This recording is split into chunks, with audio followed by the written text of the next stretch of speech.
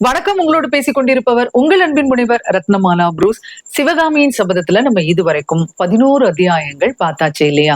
கடந்த அத்தியாயம் ரொம்பவே சுவாரஸ்யமா இருந்தது. அதாவது ஆயன சிற்பி எங்கே அவருடைய வீட்டை அமைத்திருந்தார் அப்படிங்கறத நம்ம பார்த்துட்டோம். அடுத்த அத்தியாயம் நம்ம இன்னைக்கு பார்க்க போறோம். வாங்க பார்க்கலாம். சிவகாமியின் சபதம் பாகம் 1 பரஞ்சோதி யாத்திரை அத்தியாயம் 12 தெய்வ மாக்கலை. இதுதாங்க அத்தியாயத்தோட பேரு. இதுல கல்கி என்ன சொல்ல போறாரு அப்படின்னு சொல்லிட்டு ஆவலோடு எதிர்பார்த்துட்டு இருக்கீங்க இல்லையா? வாங்க சொல்றேன். கடந்த அத்தியாயத்திலேயே ஆயன சிற்பியின் வீடு எங்க இருந்தது அப்படிங்கறத நம்ம பார்த்துட்டோம். அதாவது ஒரு காட்டுல போய் அவர் வீடு அமைச்சிருந்தாரு. அதுக்கான காரணத்தை கூட நம்ம பார்த்துட்டோம். ஏன்னா எல்லா சமயத்தினரும் அவர்கிட்ட போய் எங்களுக்கு எங்க சமயத்தை சார்ந்த சிற்பங்கள் எல்லாம் செஞ்சு கொடுங்கன்னு சொல்லி தொல்லை கொடுத்ததுனால பார்த்தாரு. அது மட்டும் இல்ல, சிவகாமியின் நடன அசைவுகளை எல்லாத்தையுமே கல்லுல செதுக்கணும் அப்படிங்கிற ஒரு ஆசை. இதுக்கெல்லாம் நாட்டுக்குள்ள இருந்தா சரிப்படாது அப்படின்னு சொல்லிட்டு காட்டுக்குள்ள மகேந்திர சக்கரவர்த்தி ஆதரவோடு என்ன பண்ணினாரு, வீட்டை கட்டிட்டாரு ஆயன சிற்பி அப்படிங்கறத நம்ம கடந்த அத்தியாயத்துல பார்த்தோம். இந்த அத்தியாயத்துல தெய்வமா கலை அப்படின்ற தலைப்புல கல்கி என்ன சொல்ல வராரு அப்படிங்கறத நம்ம பார்க்கலாம். ஆயனர் வீட்டுக்குள்ள இப்ப நம்ம போக போறோம். என்ன அப்படின்னு சொன்னா, பெரிய தாழ்வாரம் இருக்கு. அதை தாண்டி நம்ம உள்ள நோக்கி போனோம் அப்படின்னு சொன்னா ஒரு கூடம் மாதிரி இருக்கு. அந்த கூடத்தை தாங்கி நிறைய தூண்கள் இருக்கு. அந்த தூண்கள் முழுக்க சிற்பங்கள் இருக்கு. அந்த தூண்கள் கூடத்தை தாங்கிறதுக்காக இருந்ததா இல்ல அலங்காரத்துக்காக அப்படி செஞ்சு வச்சிருந்தாரா அப்படிங்கிறது ஆயனருக்கே வெளிச்சம். சுத்தி இருக்கக்கூடிய சுவர்கள் எல்லாத்துலயும் பாத்தீங்கன்னா அழகழகான சித்திரங்கள் வரையப்பட்டிருந்தது. அதுல குறிப்பா சொல்லணும் அப்படின்னு சொன்னா, நடராஜமூர்த்தியோட நாதாந்த நடனம், தாண்டவ நடனம், குஞ்சித நடனம், ஊர்த்துவ நடனம், இந்த தோற்றங்கள் எல்லாம் நிறையவே இருந்திருக்கு. நான் ஏற்கனவே சொன்னேன் இல்லையா, அவருக்கு நடராஜ மூர்த்தினா ரொம்ப ரொம்ப பிடிக்கும் அப்படின்னு சொல்லிட்டு. அதனால இந்த சித்திரங்கள் நிறையவே இருந்தது. இதே மாதிரி பாத்தீங்கன்னா அழகான முகம் கொண்டு ஒரு பெண்ணுடைய நடன தோற்றங்கள் எல்லாமே அங்க வரையப்பட்டிருந்தது. முற்றத்துல பாத்தீங்கன்னா பெரிய கருங்கற்கள், அதுக்கப்புறமா உடைந்து கிடக்கக்கூடிய சின்ன சின்ன கல்லு, அதாவது சிற்பங்கள் செதுக்கி மீதி இருக்கும் இல்லையா அந்த கற்கள் அப்படின்னு சொல்லிட்டு நிறைய சிதறி கிடக்குது. ஒரு பக்கத்து கூடத்துல பாத்தீங்க அப்படின்னு சொன்னா முடிக்கப்பட்ட சில சிலைகள் ரொம்ப அற்புதமா காட்சி அளிக்குது. அந்த சிலைகள் கூட யாரு அப்படின்னு சொன்னா ஒரு அழகான பெண்ணின் சிலைகளா இருக்கு. அதாவது நடன அசைவுகள் கொண்ட ஒரு பெண்ணுடைய சிலைகளாக அங்க வரிசையா இருக்குது. அந்த ஒவ்வொரு சிலையும் பாத்தீங்கன்னா பரதநாட்டிய சாஸ்திரத்தில் குறிப்பிடப்படக்கூடிய அபிநய தோற்றங்களை கொண்டதா இருக்குது. இப்படி அவர் வீடு முழுக்க சித்திரங்கள், சிற்பங்கள்னு சொல்லிட்டு ஒரு அழகிய கூடமா அந்த வீடு இருக்குது. சரி, இதெல்லாம் இருக்குது. ஆனா வீட்டுக்குள்ள போறவங்க இதெல்லாம் பார்த்து ரசிப்பாங்களா அப்படின்னு சொன்னா இல்ல. ஏன்னா காரணம், அங்க ஒரு அழகான பெண் எப்பவுமே கால்ல சலங்க கட்டிட்டு ரொம்ப ரொம்ப அழகா ஆடிக்கிட்டே இருப்பாங்க. அவளுக்கு முன்னாடிதான் ஆயன சிற்பி அந்த நடன அசைவுகள் எல்லாத்தையும் ரசிச்சவாறு உட்கார்ந்துருப்பாரு. அதனால எல்லாருடைய கண்களும் எங்க போகும் அப்படின்னு சொன்னா இந்த பெண்ணின் நடனத்தை பார்ப்பதற்குத்தான் போகும் அப்படின்னு சொல்றாரு கல்கி. ஏன்னா அங்க ஒரு சிலையே உயிர் கொண்டு ஆடக்கூடிய மாதிரி இருக்குங்க. இதை பார்க்காம சித்திரங்களையும் சிற்பங்களையும் பார்ப்பாங்களா? சரி, ஆடுறது யாரு அப்படிங்கிறது உங்க எல்லாருக்குமே தெரிஞ்ச விஷயம்தான். சிவகாமி தான் ஆடிட்டே இருக்கிறா. சிவகாமி முன்னாடி யாரு உட்கார்ந்து இருக்கிறா? ஆயன சிற்பி உட்கார்ந்து இருக்கிறாரு. பார்த்துட்டே இருந்தவரு திடீர்னு நில்லம்மா அப்படின்னு சொல்றாரு. அவருடைய அந்த பேச்சை கேட்டதும் சிவகாமி தான் ஆடுறத நிறுத்துறா. அந்த நேரத்துல கொஞ்சமா முடிக்க வேண்டி இருந்த ஒரு சிலை இருக்குங்க. அந்த சிலையினுடைய கண் பக்கத்துல உளிய வச்சு ஒரு வேலை செய்யறாரு ஆயன சிற்பி. அதுக்கப்புறமா போதும் அப்படின்னு சொல்றாரு சிவகாமிட்ட. சிவகாமியும் என்ன பண்றா, அந்த நடனத்தை முடிச்சுட்டு அப்பா பக்கத்துல உட்கார்ந்துட்டு இருக்கிறா. அப்ப அவளுக்கு ஆடினதுனால வேர்வெல்லாம் அரும்பி இருக்கு. அதெல்லாம் என்ன பண்றாரு ஆயன சிற்பி தொடச்சு விடுறாரு. தொடச்சிட்டே சிவகாமிட்ட சொல்றாரு, அம்மா, அந்த பரத சாஸ்திரத்தை எழுதிய மகாமுனிவர் இப்போது வந்தா கூட உன்கிட்ட இருந்து கலைய கத்துக்க வேண்டிய அளவுக்கு உன்கிட்ட நிறைய திறமை இருக்கு. அந்த அளவுக்கு நீ அற்புதமா ஆடுற. உன்னுடைய கண் பார்வையிலும் அந்த புருவ நெருப்பிலும் கூட அத்துணை அம்சமான அசைவுகள் இருக்கு. அந்த கலைக்கே பிறந்தவள் மாதிரி நீ பிறந்திருக்க அப்படின்னு சொல்லிட்டு தன்னுடைய குழந்தையான சிவகாமியை ரொம்பவே பாராட்டிட்டு இருக்கிறாரு ஆயன சிற்பி. ஒரு தந்தையா தன்னுடைய மகளுடைய திறமையை பார்க்கும் போது எல்லாருக்குமே இந்த ஒரு நெகிழ்ச்சி வரும் இல்லையா? நம்முடைய குழந்தைக்கு இவ்வளவு திறமை இருக்கே அப்படின்னு சொல்லிட்டு, அதத்தான் அவர் வந்து பாராட்டிட்டு இருக்கிறாரு. ஆனா சிவகாமி என்ன சொல்றா பாருங்க, "போதும் அப்பா, எனக்கு ஒண்ணுமே பிடிக்கல" அப்படின்னு சொல்லி ரொம்ப அலுப்போட சொல்றா. அப்ப வந்து ஆயனச்சிற்பி கேட்கிறாரு, "ஏம்மா என்னாச்சு?" அப்படின்னு சொல்லிட்டு. "நான் பொண்ணா பொறந்ததே எனக்கு பிடிக்கல" அப்படின்னு சொல்றா சிவகாமி. அவருக்கு ரொம்ப அதிர்ச்சியா இருக்கு. அவர் கேட்கிறாரு, "இந்த 3 நாளா தானே உடம்பு சரியில்லன்னு சொன்னேன்.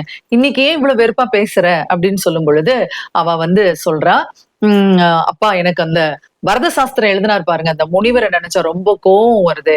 அவர் ஏன் இதெல்லாம் எழுதி வைக்கணும்? எதுக்காக இந்த கலையெல்லாம் நான் கத்துக்கிட்டேன் அப்படின்னு இருக்கு அப்படின்னு சொல்றா. ஆயனச்சிற்பிக்கு அதிர்ச்சி மேல அதிர்ச்சி ஆகுது. ஆஹா, என்ன வார்த்தை சொன்ன சிவகாமி! பரத முனிவர் மேலயா உனக்கு கோபம் வருது? நிருத்திய கலை தானே எல்லா கலைகளுக்கும் அடிப்படை. அதனால தானே இத தெய்வமாக்கலைன்னு சொல்றாங்க. பிரம்மதேவர் பரத முனிவருக்கு அளித்த நாட்டிய வேதம்னு சொல்றாங்க. அவர் மேல நீ கோபப்படலாமா? இதுல இருந்துதான் சித்திரக்கலை வந்தது, சிற்பக்கலை வந்தது, இசைக்கலைக்கு அடிப்படையும் இந்த நிருத்திய கலை தான். இத போய் நீ வந்து பிடிக்கலன்னு சொல்லலாமா? பரத சாஸ்திரம் அறியாதவர்கள் இசையின் ஜீவ தத்துவத்தையே அறிய முடியாதே. இதத்தான ருத்ராச்சாரியாரும் ஒத்துக்கிட்டாரு அப்படின்னு சொல்லி ஆயனர் முடிக்க, நம்ம சிவகாமி கேக்குறா, யாரு? அரண்மனையில ஒரு தாடி வச்சிட்டு இருந்தாரே மன்னருக்கு பக்கத்துல, அந்த ருத்ராச்சாரியாரா அப்படின்னு கேக்குறா. உடனே ஆயன சிற்பி சொல்றாரு, ஆமா அவரேதான் ருத்ராச்சாரியார், மகேந்திரவர்மர் பக்கத்துல இருப்பார் இல்லையா, அவரேதான். அவர் யார் அப்படின்னா சக்கரவர்த்தியோட சங்கீத குரு. சங்கீதத்தை பத்தி சாஸ்திரங்கள்லாம் எழுதியிருக்காரு. உன்னுடைய அரங்கேற்றத்துக்கும் வந்தாரு. ஆட்டத்தை பார்த்ததுக்கு அப்புறமா என்ன கூப்பிட்டு உன்னுடைய மகள் நல்லா இருக்கணும் அப்படின்னு சொல்லிட்டு இன்னொரு வார்த்தையும் சொன்னாரு. என்ன அப்படின்னா, உன்னுடைய மகள் தான் என்னுடைய குருட்டு கண்களை திறந்து பரத சாஸ்திரம்னா என்ன அப்படிங்கறத கத்து கொடுத்திருக்கா. பரத சாஸ்திரம் தெரியாம நான் சங்கீத சாஸ்திரம் எழுதினது எவ்வளவு பெரிய தப்பு அப்படிங்கறத உன்னுடைய பெண்ணின் நடனத்து மூலமா தான் நான் கண்டுபிடிச்சேன் அப்படின்னு சொன்னாரு. அதனால அப்படின்னு அவர் முடிக்கிறதுக்குள்ள, அப்பா யார் என்ன சொன்னா என்ன, எனக்கு ஒண்ணுமே பிடிக்கல. இந்த சித்திரம், சிற்பம், பரதம் இதனால எல்லாம் என்ன பலன் கிடைக்கும் அப்படின்னு சிவகாமி கேக்குறா. அப்ப ஆயனச்சிற்பி இன்னும் இன்னும் அதிர்ந்து போறாரு. என்னம்மா சிவகாமி, நீயா இப்படி பேசுற? கலைகள்னால என்ன பலன்னு நீயா கேக்குற? இப்ப நான் கேக்குற கேள்விக்கெல்லாம் பதில் சொல்லு பாக்கலாம். வசந்த காலத்துல மரங்கள் எல்லாம் பூத்து குலுங்குது, அதனால என்ன பலன்? அடுத்தது பார்த்தோன்னா மயில் ஆடுது, அதனால என்ன பலன்? குயில் பாடுது, அதனால என்ன பலன்? அது மட்டுமா, பௌர்ணமி நாள்ல அந்த நிலா அவ்வளவு அழகா அமுத பொழியுது, அதனால என்ன பலன்? இப்படித்தாமா கலைகள்னால கிடைக்கக்கூடிய பலன்களும் அதை வந்து கத்துக்கிறதுலயே வந்து அவ்வளவு ஆனந்தமா இருக்கும். அந்த ஆனந்தத்தெல்லாம் நீ அனுபவிச்சது இல்லையா? ஏன் இன்னைக்கு இந்த மாதிரி பேசுற அப்படின்னு கேக்குறாரு. சிவகாமி இதுக்கு எதுவுமே பதில் சொல்லாம எங்கேயோ பார்த்த மாதிரி இருக்காங்க. ஆனா அவ கண்ணுல இருந்து 2 சொட்டு கண்ணீர் வந்துருது. இதை யார் பாக்குறான்னா ஆயனச்சிற்பி பாக்குறாரு. அவருக்கு மனசு ரொம்ப கஷ்டமா போகுது. குழந்தை கண்ணுல இருந்து கண்ணீர் வருதே அப்படின்னு சொல்லிட்டு அவளுடைய தலையை அப்படியே மெதுவா வருடியபடி சொல்றாரு. குழந்தா, எனக்கு எல்லாம் புரிஞ்சு போச்சு. நீ இன்னும் சின்ன குழந்தைனே நான் நினைச்சிட்டு இருக்கேன். உனக்கு பருவம் வந்தாச்சு. உன் வயசுல இருக்கக்கூடிய எல்லாருக்குமே வந்து கல்யாணம் ஆயிருச்சு. உன் அம்மா மட்டும் இருந்தா இன்னைக்கும் என்ன பண்ணிருப்பா? கல்யாணத்தை பண்ணி வை, கல்யாணத்தை பண்ணி வை அப்படின்னு சொல்லி என்னை வந்து உருட்டி இருப்பா. ஆனா நான் எதுவுமே செய்யாம இருக்கிறேனே அப்படிங்கிற குற்ற உணர்ச்சி எனக்கு இருக்கு. கண்டிப்பா நான் சீக்கிரமா உனக்கு வந்து கல்யாணம் பண்ணி வச்சிடுவேன். 108 அபிநய தோற்றத்துல வந்து 48 தோற்றங்களை நான் வந்து செஞ்சுட்டேன். இன்னும் 60 தான் இருக்கு. அதை முடிச்ச உடனே நான் உனக்கு கல்யாணம் பண்ணி வச்சிடுவேமா அப்படின்னு சொல்லி சொல்றாரு. இப்படி ஆயனர் சொன்ன உடனே சிவகாமி என்ன சொல்றான்னா, அப்பா கல்யாண பேச்சை எடுக்காதீங்கன்னு எத்தனை தடவை சொல்லியிருக்கேன். எனக்கு கல்யாணம் வேண்டாம், ஒண்ணும் வேண்டாம் அப்படின்னு சொல்றா. நிஜமாவே பாத்தீங்கன்னா ஆயனருக்குமே மனசுக்குள்ள வந்து அவளுக்கு கல்யாணம் எல்லாம் பண்ணி வைக்கணும் அப்படிங்கிற ஆசை எல்லாம் கிடையாதுங்க. ஏன்னா சின்ன வயசுல இருந்தே அவ கூடவே இருந்துட்டே இருக்கிறா. நடனம் வேற அவளுக்கு நல்லா தெரியும். அவளை வச்சு நிறைய சிற்பங்கள் பண்ணணும் அப்படிங்கிற ஆசை இருந்தாலும் என்னைக்காவது ஒரு நாள் கல்யாணம் பண்ணி வைக்கணும் அப்படிங்கிற ஒரு எண்ணம் வரும்போது இப்படி பேசுவாரு சிவகாமிட்ட. சிவகாமி உடனே என்ன சொல்லிருவான்னா, கல்யாணத்தை பத்தி பேசாதீங்க, உங்களை விட்டு என்னால பிரிஞ்சு இருக்க முடியாது அப்படின்னு சொல்லுவாளா. அப்படியே அந்த பேச்சு அதோட நின்னு போகும். அப்படித்தான் இன்னைக்கு என்ன சொல்றா, கல்யாணம் வேண்டாம், எனக்கு ஒண்ணும் வேண்டாம், உங்களை விட்டெல்லாம் என்னால பிரிஞ்சு இருக்க முடியாது, அந்த அளவுக்கு நான் ஒண்ணும் கிராதகி கிடையாது அப்படின்னு சொல்லிட்டா.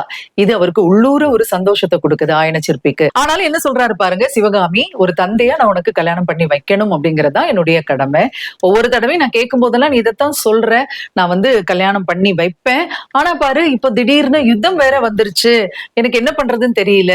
நரசிம்ம சக்கரவர்த்திக்கு கூட, அதாவது நரசிம்மவர்ம பல்லவருக்கு கூட நடக்க இருக்கக்கூடிய திருமணம் தடைப்பட்டு போல இருக்கு இந்த யுத்தத்தால அப்படின்னு சொல்லி ஆயன சிற்பி சொல்றாரு. இதுவரைக்கும் அமைதியா கேட்டுட்டு இருந்த சிவகாமி நரசிம்ம சக்கரவர்த்தியோட கல்யாணம் தடைப்பட்டுடும் சொன்னாரு பாருங்க. அதை கேட்ட உடனே முகத்துல ஒரு மாறுதல் இருக்கு, அதாவது ஒரு ஆங்காரம் இருக்கு. ஆனாலும் அந்த முகம் அழகா இருக்கு. என்னப்பா சொல்றீங்க, யாருக்கு திருமணம், நரசிம்ம சக்கரவர்த்திக்கா அப்படின்னு கேக்குறா. ஆமா, மாமல்லருக்கு தான் இந்த வருஷத்துலயாவது எப்படியாவது கல்யாணம் பண்ணி வச்சிடணும்னு சொல்லிட்டு புவன மகாதேவி நினைச்சிட்டு இருந்தாங்க. அந்த நேரத்துல யுத்தம் வந்துருச்சு. சக்கரவர்த்தி வேற என்ன சொல்லிட்டாரு அப்படின்னா, யுத்தம் முடிஞ்ச பிறகுதான் கல்யாணம் அப்படின்னு சொல்லிட்டாரு. இதனால புவன மகாதேவி ரொம்பவே கவலையோட இருக்காங்க அப்படின்னு சொல்லி ஆயன சிற்பி சொல்றாரு. சிவகாமிக்கு இப்ப குரல் கம்மி போச்சுங்க. என்ன சொல்றா பாருங்க. அப்பா, யார் வேணாலும் கல்யாணம் பண்ணட்டும், யார் வேணாலும் கல்யாணம் பண்ணாம இருக்கட்டும், அதெல்லாம் எனக்கு ஒரு பிரச்சனை இல்ல, நான் யாரையும் கல்யாணம் பண்ணிக்க மாட்டேன் அப்படின்னு சொல்றா. இப்ப ஆயன சிற்பி சொல்றாரு, அது எப்படியம்மா முடியும், சைவ குலத்தில் பிறந்த பெண்ணை கல்யாணம் பண்ணி வைக்காம ஒரு தந்தை வீட்டுல வச்சுக்க முடியுமா, ஒரு 4 விதமா பேசாதா, அவங்க எல்லாம் கேட்டா நான் என்ன சொல்றது அப்படின்னு சொல்றாரு. அப்பா, நீங்க ஒண்ணும் கவலைப்பட வேண்டாம், நான் வேணா புத்த பிக்ஷுனியா மாறிடுறேன் அப்படின்னு சொல்றா சிவகாமி. அவ சொல்லி வாய மூடலைங்க. புத்தம் சரணம் கச்சாமி அப்படின்னு சொல்லிட்டு வாசல்ல ஒரு குரல் கேக்குது.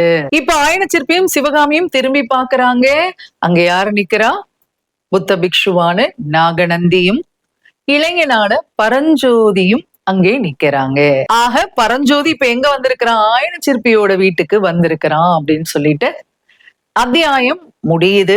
ஆனா அவன் மட்டும் வரல, கூட யார் வந்திருக்கிறான், நாகநந்தியும் வந்திருக்கிறாப்ல. ஆக கதை சூடு பிடிக்க ஆரம்பிக்குது. உங்களுக்கு ரொம்ப பிடிச்சிருக்கும் அப்படின்னு நினைக்கிறேன் இந்த அத்தியாயம். ஏன்னா ஆயன சிற்பி வீட்டுல இப்போ நாகநந்தி, அங்க சிவகாமியும் இருக்கிறா. என்ன நடக்க போகுது அப்படின்னு சொல்லி ரொம்பவே எதிர்பார்ப்பு இருக்கு இல்லையா? அடுத்த அத்தியாயத்துல நிச்சயமா அதை பார்க்கலாம். நிச்சயமா இந்த வீடியோ உங்களுக்கு பிடிச்சிருக்கும் அப்படின்னு நினைக்கிறேன். ஷேர் பண்ணுங்க, நம்முடைய யூடியூப் சேனலை சப்ஸ்கிரைப் பண்ணுங்க. மீண்டும் அடுத்த அத்தியாயத்தில் சந்திக்கலாம். அதுவரையில் உங்களிடத்திலிருந்து விடைபெற்றுக் கொள்பவர் உங்கள் அன்பின் முனைவர் ரத்னமாலா புரூஸ். தொடர்ந்து இணைந்திருங்கள். இது உங்கள் தமிழோசை FM. இது 8 திக்கும் எதிரொலிக்கட்டும்.